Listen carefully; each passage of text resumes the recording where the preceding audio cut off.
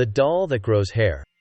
In the bitter winter of 1918, on the remote island of Hokkaido, Japan, a young man named Eikichi Suzuki bought a doll for his beloved little sister, Kikuko, a traditional Okappa-style doll with a porcelain face and jet-black bobbed hair. It was meant to be a keepsake, a symbol of sibling affection.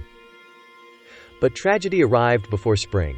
Kikuko fell gravely ill with a sudden cold, and within days, she was gone. Stricken with grief, the Suzuki family placed the doll on a household altar as a tribute to their lost child. They gave it a name, Okiku, after Kikuko herself. At first, it was a symbol of mourning, but soon it became something else entirely. The family began to notice changes. The doll's hair, once neatly cut at chin length, seemed longer. At first, just past the shoulders. Then, brushing the torso, and then, crawling steadily down past the knees. They trimmed it, only for it to grow again.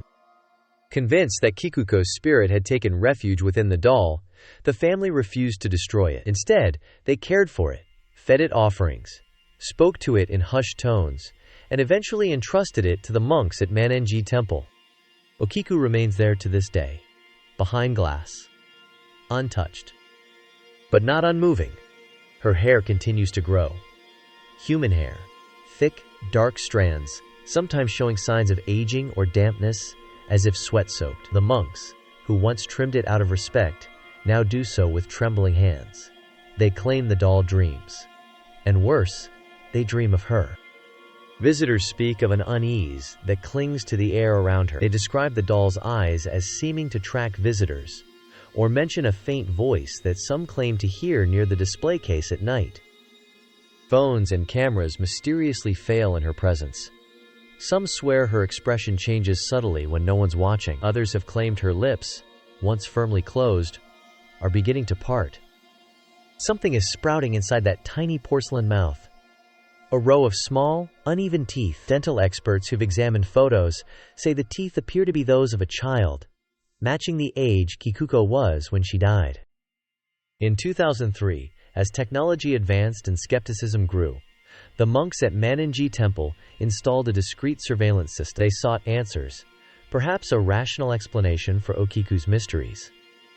What they found was worse. The footage, rarely shared and heavily guarded, shows the doll's subtle movements. On most nights, there's nothing, just stillness behind glass. But on certain dates, particularly February 18th, the anniversary of Kikuko's death, the cameras capture what cannot be explained. Slight turns of the head, fingers that curl inward, and in one particularly disturbing clip from 2018, exactly 100 years after Kikuko's passing, the doll's mouth opens wider than the partial gap that reveals her growing teeth. For 3 seconds, the audio picks up what sounds like a child's whisper, Oni-chan, which means big brother. Temple visitors who've been shown this footage report recurring nightmares for weeks afterward. Several monks have requested transfers. The head priest refuses to discuss the footage publicly, saying, "We continue to care for Okiku-san," and she continues to wait. Wait for what? He will not say.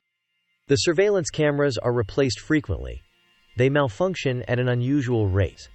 Sometimes, when they fail, the timestamp always reads 3:33 a.m., the estimated time of Kikuko's death over a century ago. You can visit and see for yourself today, but photography is not allowed.